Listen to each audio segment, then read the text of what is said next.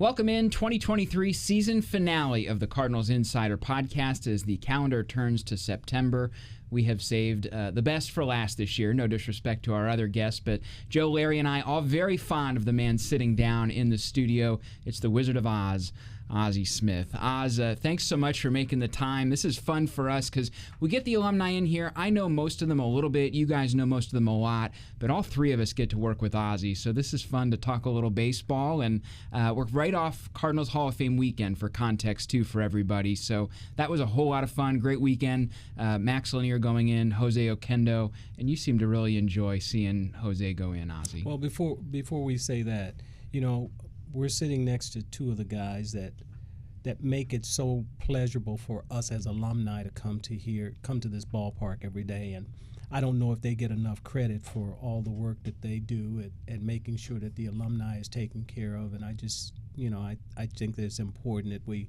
recognize how important they are to the organization as the people to hit up the alumni. They make it very easy for us. Thanks, Oz. Larry, I know we give you guys a check later. We give you guys a hard time, but and we're two guys who grew up not as little kids, but who grew up through our formative baseball fan years. As Ozzie's a big fan, and we, just like you, we get to work with him. So we get to pinch ourselves to actually be able to work with Ozzie after growing up and calling you hero. Sometimes your heroes don't fulfill, and this man has fulfilled. Well, yeah, we have a lot of fun and stuff, and I think, you know, part of how you determine, you know, how your relationship is how you can joke with people. Mm-hmm. And, you know, we've all gotten to a point now where we can pretty much say anything to each other and understand it and have a big laugh with it. And it's what makes coming down here so much fun. Yeah, this guy has no problem with that. Oh, no, he doesn't have a problem. The fact that I can call you the Gizzard now instead of the Wizard. Right. Going back to that 96 video shoot that you and Willie did together, which is one of the greatest of all time. We actually talked about that yesterday. Tony La Russa says, hey, he said, I got to tell you guys. He said that was one of the best things that ever happened, but there was a lot of reluctance to playing that because I think that they had apprehensions as to how people would receive it. But Willie and I had a great time doing that, and that was all improvised. Oh, it was great. Yeah. It never gets old. It was Henry and Fred? No, it was Henry and Walter. Walter. Okay, that's right. Henry and Walter. Oh, my gosh. But, you know, I think they played in the clubhouse, and nobody even knew that was Willie and I. Your teammates had no idea. They had no idea. So anybody that doesn't know what we're talking about here, look up Baseball Like It Ought to Be back in 1996 with Willie and Ozzie. It's the greatest in the clip. barbershop. Yeah, we were so two fantastic. old guys in the barbershop talking about the Cardinals. And you guys still have a lot of fun. I was marveling even this weekend. I mean, you two find each other like magnets. And we're in the clubhouse. You guys are shaking hands with the current roster, which is one of the cool things we hadn't got to do before since COVID. Yeah. Got to do it this year. But you and Willie always find each other. He was there, quick change artist in his suit before he puts back the uniform. Superman. What is it that clicked with you guys back in the 80s, and you're still fast friends? Well, let me say this here. I think it wasn't just Willie and I. Ours was special because he came and lived with us. We came over at the same time in '82. But I think it's with all the guys. You know, we enjoyed being around each other every day, and that's what you miss the most when you retire. You don't miss the competition because you find other things to compete in, but it's the camaraderie that you develop with the guys that last a lifetime because you spend so much time together. And there's nothing better for the soul than laughter, and so we can look back now at some of the funny things that happened along the way, and there were a lot because, you know, I got to play here for 15 years, and I think Willie was here 16 years. Mm-hmm. So there were a lot of laughs along the way, and we have a chance to reminisce about those things, and we all of us that grew up in that era, you know, we have a chance to laugh together, and there's nothing greater than laughter. That's one of my favorite things at fantasy camp is Ozzie will kind of assemble, and then the guys will attract to him, and then you just hear the howling and the laughter coming from wherever that location is. But when you think about some of the teammates you had over the years, how could you not laugh? And of course, you personally made Joaquin Andahar one of your subjects back in the day. I used to have to keep Joaquin in line, so I had this surgical tubing that I used to beat him with, basically. I mean, that's the way it was. When he got out of line, I was the guy that they said, hey, he needs a whipping. So I'd have to whip him back in the line. Funny story about Vince. We had a bad series one time, and Vince was very loud and stuff. His laughter was loud too. So we were on the bus. We were leaving. We had just lost, and Vince was in the back laughing. And some of the guys took offense to it. So Whitey says to me, he said, "Can you go back there and tell Vince to be quiet?" I said, "Okay." So I go back there and I go, "Vince, some of the guys, are still upset." And he looked at me and he goes, "Okay, but it was a mistake before it got to me." So we look back on times like that and reminisce about some of the good, some of the bad things that happened along the way, and it's just the best. I think we played in the best of times. Mm-hmm. Joaquin, you guys played a little prank on him one time with his pants and a waistband. It was kind of a particularly deep cut. He liked to wear them. well thought out prank that really a lot of building went into. It sounds like. Yeah, well, we changed the numbers in the pants a little bit. Buddy Bates had a Buddy role in Bates, that. the clubhouse people had a hand in that too. And making sure that mentally he was where he needed to be. And. We took a pair of pants and changed the numbers in there, so he never knew.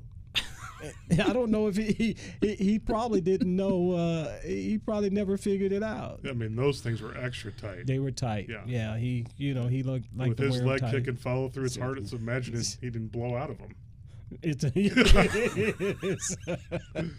It was fun, but this was probably one of the only organizations that could deal with all of his antics and everything. Whitey was perfect for him, wasn't he?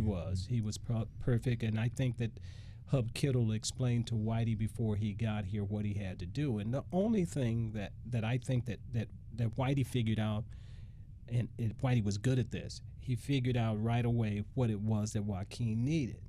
And he just needed to know that he was going to get the ball every fifth day. And sometimes that becomes complicated for other people to understand, that to figure that one thing out, and that was it. When he went out to get him, he was always fighting not coming out of the ball game because I'm tough. I'm a tough Dominican. We know you're a tough Dominican, but it ain't going so good right now, But Whitey knew how to come out and say, hey, look here, you're gonna get the ball and you're gonna pitch against so and so in 5 days, and he go, okay, Whitey, okay, and hey, away he went. Yeah.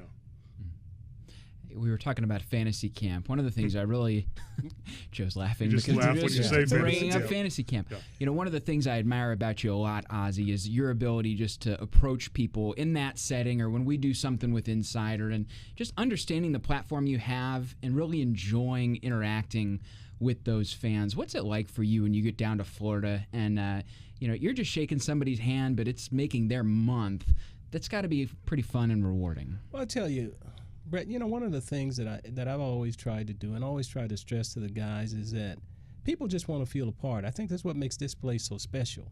People want to feel a part. And if it's going to be the only chance that people have to meet me, I want that to be a pleasant experience. I don't want to walk away from there and people say, you know what, I met him, but boy, that was terrible. That happened one time. Now, I've always signed autographs and stuff. I've always stayed a little extra when we used to park in the back all the time. I always stayed an extra 10, 15 minutes. And then one day you read where, I asked for an autograph and he didn't give me an autograph. And I thought that was so unfair, because if there was one player that spent a lot of extra time at the expense of my family, my kids always saying, come on, Dad, let's go, let's go. I was one of those players that spent a lot of that time, and there probably were times when people came up late, but at some point in time you got to go. Right. But I've always took it to heart that we play we're in a business where we can create memories for people that last a lifetime.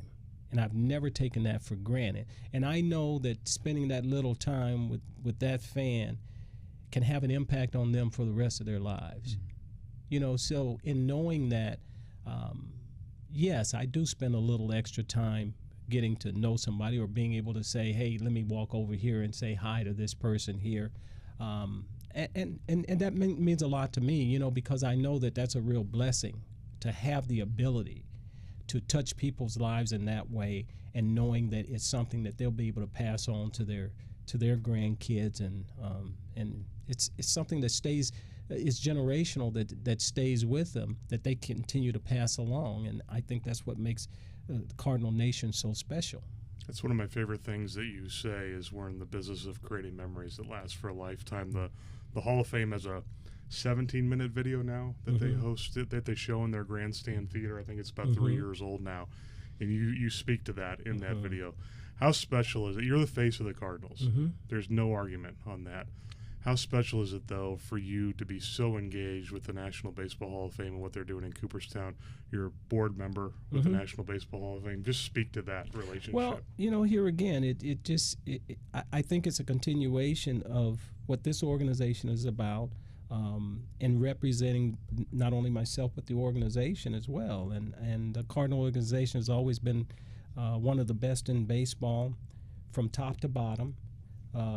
The class that the organization has always demonstrated has always been important to me. And, getting the opportunity to come over here and play from 82 to 96 was, it's the highlight of my life, So anytime that I'm out there, people look at me not just as a baseball player, but as a Cardinal baseball player.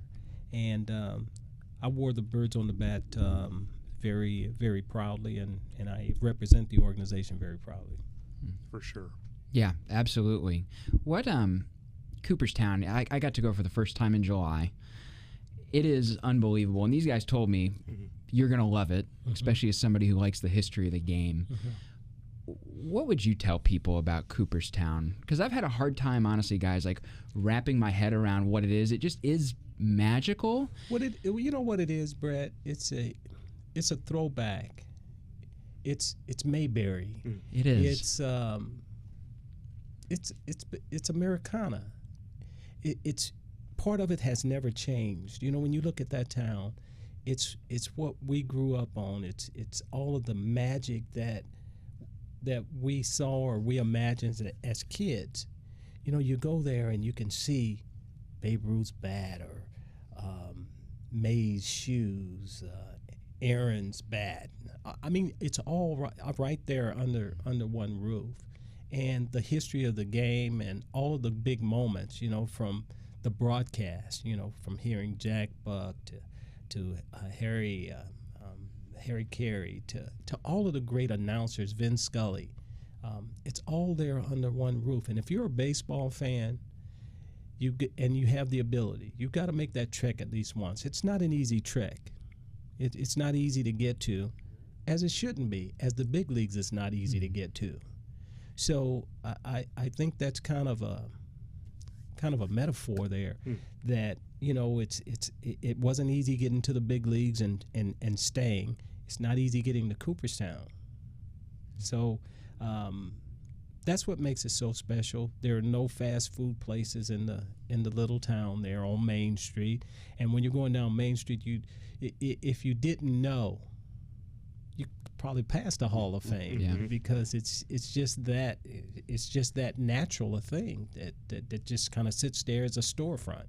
And then, as much as you have that honor of being a Hall of Famer, you've got that camaraderie and that brotherhood with the other Hall of Famers. You were doing your event on Doubleday Field there. Of course, you grew up with Eddie Murray, but he was part of that, and Dave Winfield was part of that as well, and all of that other time that you get together throughout that weekend. What is that like after you are past the amazing honor of it and you've made it to the Hall of Fame, to have that family reunion with all of those guys? Well, it's that camaraderie here again that keeps coming up, and You know, when you have the chance to play with and against some of the game's greats, you know, I've had Andre, I've had them all, you know, basically come out, and of course Cal has done it. The only one that's new in the Hall of Fame, but because of COVID it hasn't allowed, is Derek Jeter. But most of the guys have come out, and they enjoy the one-on-one with the fans, which is our connection. It gives fans from all the different ballparks, all the different cities, to interact one-on-one with their favorite players. And I've always deemed that important to maintain that connection, you know. So when I ask guys to come out and be a part of it, they go, "Oh yeah, I'll do it," you know. And most of the guys you find are like Eddie, you know. People look at Eddie and they go, "Oh boy, Eddie Murray, he's a tough guy," because of the way he's been portrayed in the press. But he's one of the nicest guys I've ever spoken with. And he loves the interaction with the people, and I know that. I know that there are a lot of guys. Dave Winfield was another who had never really done it. I mean, they love it, and they're able to talk baseball at a level where people can understand it. And the great thing about that is that we all talk baseball because we love it. It's the love of the game, and to give them the opportunity to do that it's been very special. And I was noticing, mentioned this before we started, with our Hall of Fame weekend we just had here at the Cardinals Hall of Fame, and we had our Cardinals Hall of Famers in a suite.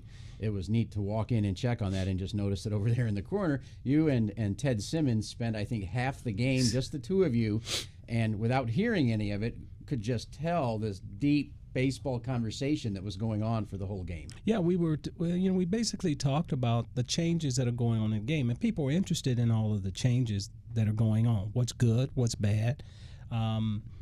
You know, we're certainly in a different time as far as analytics are concerned, and analytics kind of drive the game now, but the basics of the game has remained the same. You got to catch it, you got to throw it, you got to hit, and you got to run. And the teams that do that on a consistent basis are your teams that are going to win. The clock.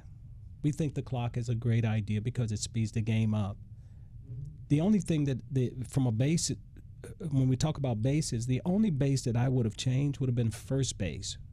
I would have made you can make first base bigger toward the line, which gives a guy more of a straight line to run. But I don't know if making the other bases bigger is going to make a guy steal more bases. Could be either you can run or you can't.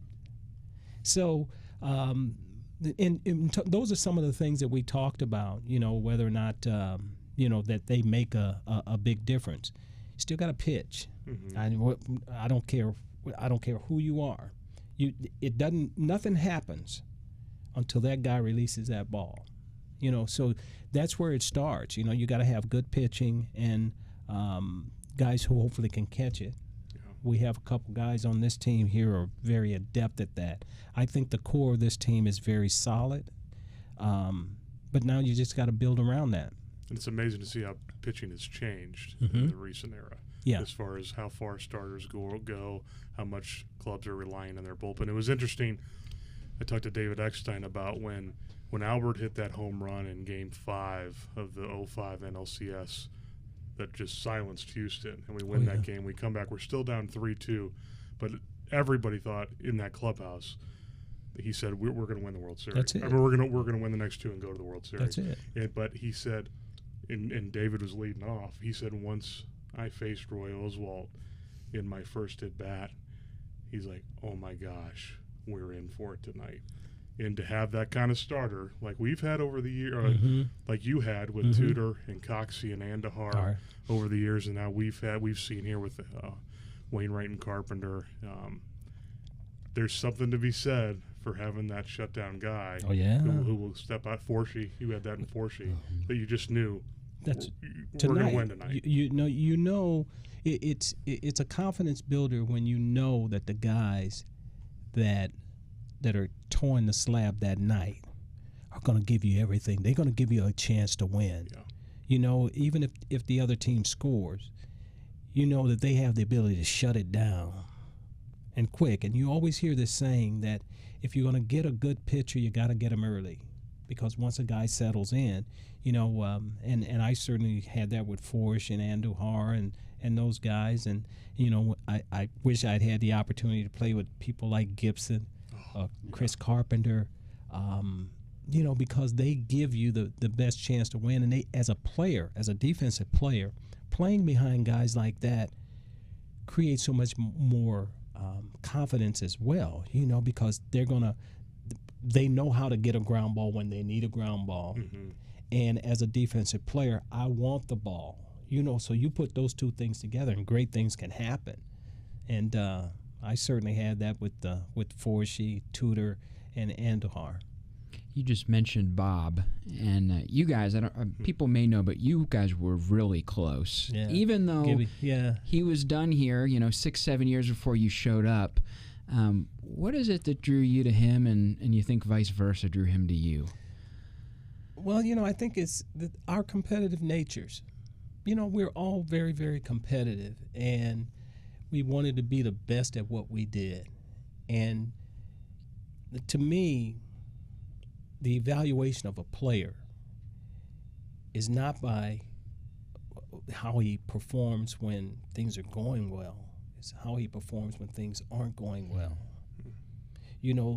Everybody else can be slumping, but my goal is to, when everybody else is slumping, is that when we got to rise, to steady the ship. And when you think about the Gibsons and the Brocks and all the great players, they were also steadiers, that when things were going bad with other people, they were still doing their thing to keep you close. Yeah. Because that's what it boils down to, staying close. If you stay close, you got a chance. Mm.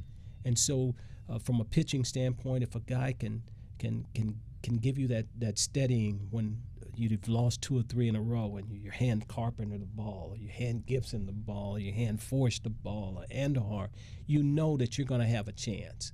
And I think that if you can put together 2 or 3 guys in your staff, that's going to give you a better than 50% chance of winning. You can go a long way.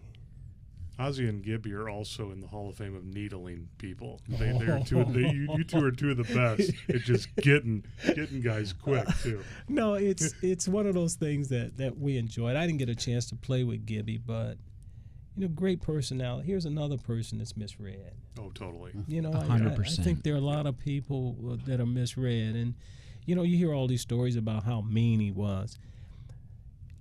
I say that I think there's 4 guys. I say Eddie Murray, Bob Gibson, Andre Dawson, and there's one other. I think their facial expressions is a defensive mechanism. Mm-hmm. But once you're able to get by that mechanism, you find some very entertaining, very caring and good-hearted people. Mm-hmm. And Gibson certainly was one of those people, that loved what he did, and loved performing and understood the importance. What a lot of people don't understand is that winning is much more than making a great play, getting a big hit. It's about being there for your team psychologically. Bob Gibson out there at 50% is probably going to be better than somebody else at 100. Ozzie Smith out there at 100, at 45, 50% is going to be better psychologically for his team than somebody else at 100. And once you understand that, you realize that, you can change the way the other team is thinking just by the presence. And that's why it's important sometimes to not even let people know that somebody's hurt or in the lineup, because your presence in the lineup kind of sets a tone for not only the opposition, but for your team as well. Mm. It's incredible, because I can't even think of another player in the game right now at the shortstop position that I can envision being successful at the age of 42. And you were in 1996. I mean, that's the reality. I think that our goal is to prove that you can play beyond 42. We're not all given the opportunity to do it.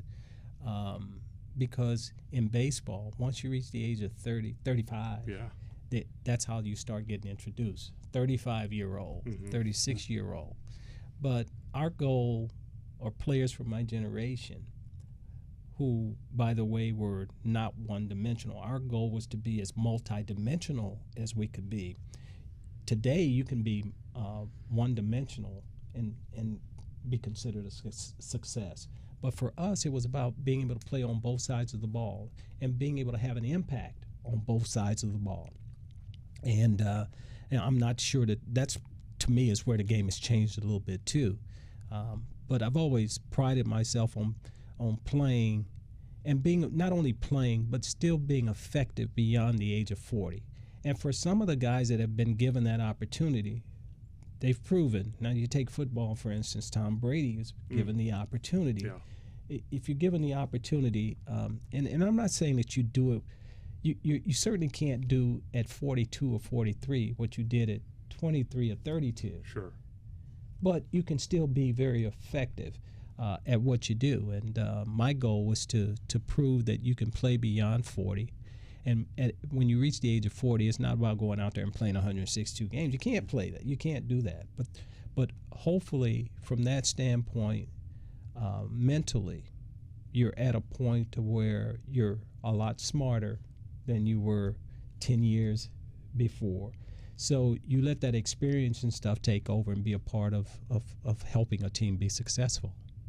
What did it take physically to do that in '96? Because I got a whole new appreciation. We hear guys say, as I get older, I got to put different work in. But last year we saw it with Albert. I know I saw it, particularly one weekend in Atlanta in July. I remember him coming out of the cage and just looked like he'd been playing pickup basketball or taking a shower. He'd be in there, the first bus would show up, he'd have been there already hitting. I just can't imagine to perform at that level. What he did last year, what you did in the mid-'90s, has to be a lot of work. Well, it is. I mean, that's what it is, but that's what you pride yourself on. You know that when you go into battle, you want to be operating in your subconscious mind. You want it to be, you want to have it down so much that, hey, that's easy. The hard work has been done. And for all the great ones like Albert, that doesn't just happen. All your great ones put in the time and the effort. It's the stuff that you do before you go out there. It's the stuff that you do in the off season that makes that season great or allows that season to be great. And you do that year in and you do that year out until the end. And for me, it was always about going this way. I didn't know exactly where I was going to end, but I was always reaching this way. I didn't want to go back. So you're always climbing. You're climbing. You don't know where it's going to end, but you're going this way. Now that can be a point better than it was last year. If you hit 330 last year, then you want to hit 331 this year, or defensively some number better than it was last year. And I think it's that mentality that allows you to play at a level of the level of consistency. And I think that's the thing that separates the good from the average and the good from the great, is the degree of consistency with which you do what it is you do. And all of the greats that have played here and all the guys that wear the red jackets are guys that understood that, guys that always had great work ethics. You gotta put in the time. And the thing that I always try and leave with kids is that you're only gonna get out of something what you put in. If you don't put anything in, you shouldn't expect anything in return, and that's life. And so, with that philosophy and that approach each and every day, I was good at what I did, but I worked every day. I did something every day that allowed me to maintain what it was that I was doing. I hear the word expert. To me, there's no such thing as expert, because you learn something different every day. I played for 19 years, and I didn't know everything. Yes, I had an understanding of what it was that I was trying to do, but there's no such thing as an expert, because there's something to be learned every day. Well, you mentioned the Red Jackets, and you were part of that brotherhood as well here in St. Louis, whether you're Cooperstown or Cardinals Hall of Famer. And not just starting a couple of years ago, but more so even in the last year. It's been kind of a rough time that we've lost a number of those players. Mike Shannon and Bruce and Tim McCarver. And you've been part of that group for quite a while now, and have had to go through losing some of the people you were close to. Yeah, it's tough. When you look at the Hall of Fame, for instance, we had so many Cardinal Hall of Famers, and we lost in the span of 6 or 7 months. We lose Lou and Bob and then Tim and Red and it's just it's a big loss. It's nice to see that we're kind of getting it back with Scott Rowland now being a member, and of course Teddy coming on board. It'll probably be a while yet before we get some more with Yachty and Albert. We've already circled 2028. Yeah, we got that circled. But it's nice when the organization is represented so well by so many players, and I think it just speaks to the professionalism, to the level and quality of play that these guys were able to bring day in and day out. And you don't make it to the Hall of Fame just being a one-dimensional player, and these guys were able to put it all together. I think one of my favorite moments from this Hall of Fame weekend here in St. Louis was that we did a private dinner on Saturday night for the Hall of Famers and their guests, and Albert was there as Jose Oquendo's guest, and obviously Jose had a huge impact on Albert's career, especially defensively. But Albert, in your presence, it always makes me smile because of how much a big fan of you. I mean, he loves you. His kids love you. I mean, just to see that kind of play out. I mean, that's it. Just generationally, how the connection there. It's just really what cool makes to it see. special. It's what makes it special here, and I don't want to say greatness attracts. I think people that work hard and have an understanding of what it takes to do what we do day in and day out, and for what Albert was able to do, and I'm gonna digress here a little bit and talk about last year with Albert. People talk about the 700 home runs and stuff, but and he was chasing that, and that was real. But a lot of the home runs he hit, they meant something. It meant something. If he wasn't hitting it out of the ballpark, he was getting that big hit that you needed to help your team win. This guy was a winner from day one, from the first day to the last day. Yeah. And I think that's what's ingratiated him to this place, and that's why there's still such a tie. He has a working relationship with the Angels, but I think this is my own interpretation. I think his heart is here, and that's pretty special. The city's heart is definitely for him, that's for sure. That was, I think all of us expected it to be special last year, but then to watch it play out, the second half he had, I mean, that was... He was the National League MVP in the second half of the season. It was amazing. I mean, that was a phenomenal display of what being prepared means, and all of the hard work that's put in. And I think that, as we went into last year, he put himself in a position where the club, he had to play every day. I think the idea was that, well, you're just going to DH and pinch hit. But because of his work ethic and his professionalism, man, it just demanded that, hey, I'm demanding this time. And it was fun to watch. It was amazing to see how the All-Star game and the Home Run Derby revived him. I think it was like seeing his peers come over to him and say, you're the man. I mean, it's almost like an igniter. Yeah, let me say this here. You can talk about all them young cats you want.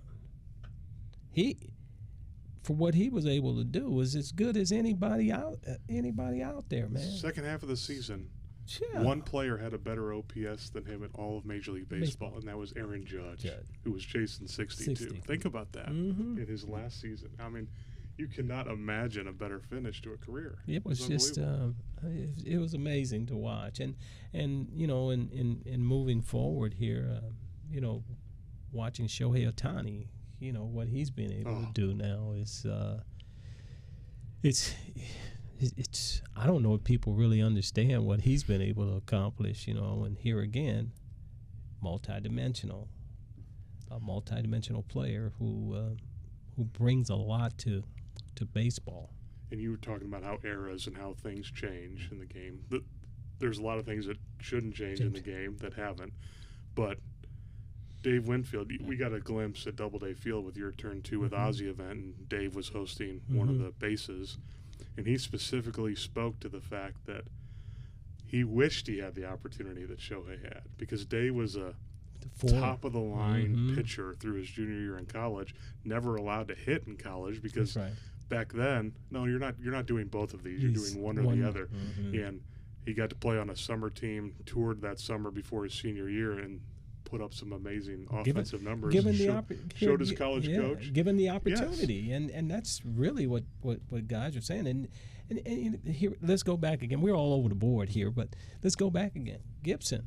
Yeah. Played with the Globetrotters. And Creighton. And played college Creighton. basketball at Creighton. And there are only 2 players that had a chance to play. You know who the other player was that played with the Globetrotters? Fergie Jenkins. Really? I didn't know that. The guys are, when you're a great athlete, it means that you can do something else. You may not do it to the level of a Dr. J or a Michael Jordan, but you can do it and be successful. And we have, in our generation of players, they, if given the opportunity, could proven that they could have done a lot more than just play baseball. Speaking of tremendous athletes, we're kind of running up against time, but I don't want to let this go by without mentioning Nolan Arenado. You are a big fan of him. He is a tremendous fan of yours, too. I'm sure people read the coverage at spring training. You and Nolan did something for our show. Mike Claiborne was a part of that. Mike did a great job. You guys really have a nice rapport, and certainly defenders on the left side that are elite, not just in Cardinal history, but all-time baseball history. What is it that you like when you come to the ballpark about watching Nolan Arenado? Well, I know that we're seeing something that's truly unique.